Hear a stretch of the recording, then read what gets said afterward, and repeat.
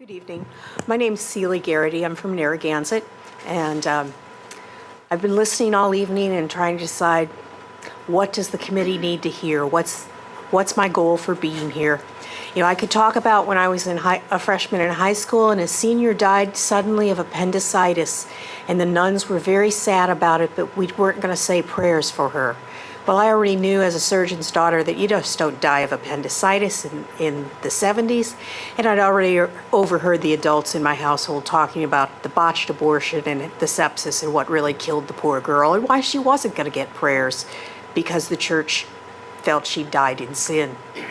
I could tell you about the blow up my mother and I had when she didn't want me to go to the wedding of a girlfriend who'd gotten pregnant and was being forced to marry her boyfriend when we were sophomores in high school.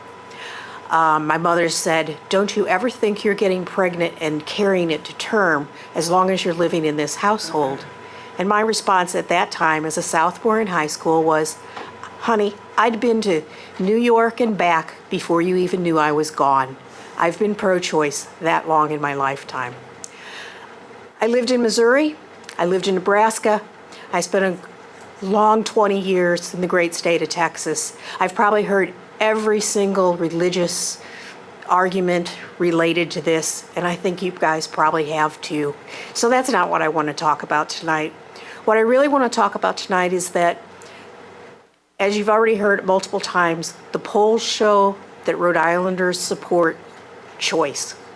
Nobody in their right mind, not even abortionists themselves and their staff, is pro-abortion. It's just ridiculous. There's not a profit margin out there to make physicians or whoever say, "Gee whiz, today I get to get up and go do abortions." It's a sadness for them as well as for the people that have had to seek them. But it's safe and it's legal. And it's something that we need to allow to happen. I don't want a religious agency, religious people saying that their choices are better than my choices, or my niece's choices, or my nephew's choices. It's time to let this get up out of committee and onto the Senate floor.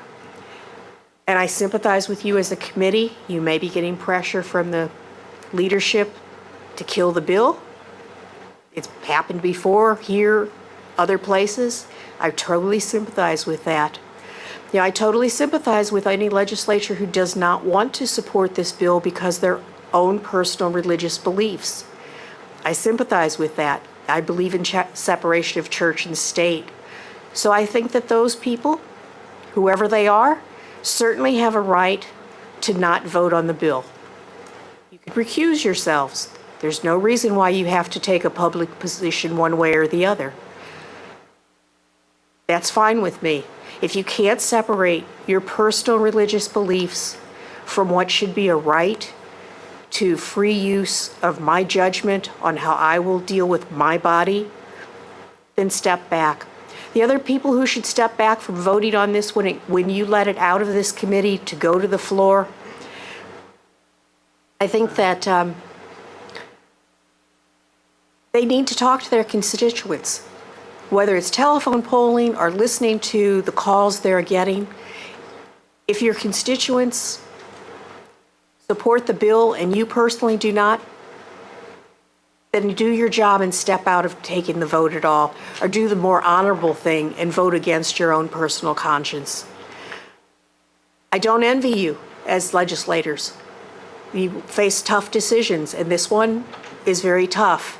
But let's face it, we've all heard the arguments about what's going on with the cabal in Washington. And it's time for us as Rhode Islanders to fish or cut bait, because it's not going away and you're only going to make constituents more angry in the long run by ignoring their demands to be heard and to be protected.